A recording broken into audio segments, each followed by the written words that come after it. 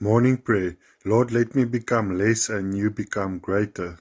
Heavenly Father, I come before you this morning with a humble and grateful heart. Your word says, He must increase, but I must decrease. So today, Lord, this is my prayer. Let me become less and that you may become more, greater in my life.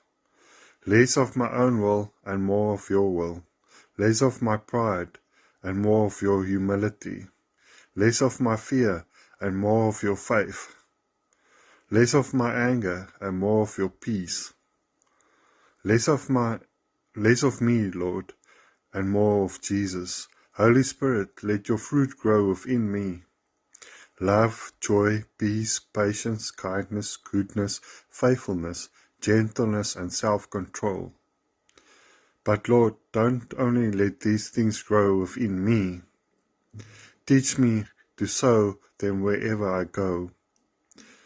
Where there is sadness, let me sow joy. Where there is fear, let me sow hope. Where there is conflict, let me sow peace. Where there is hatred, let me sow love. And above everything else, Lord, let love become the greatest.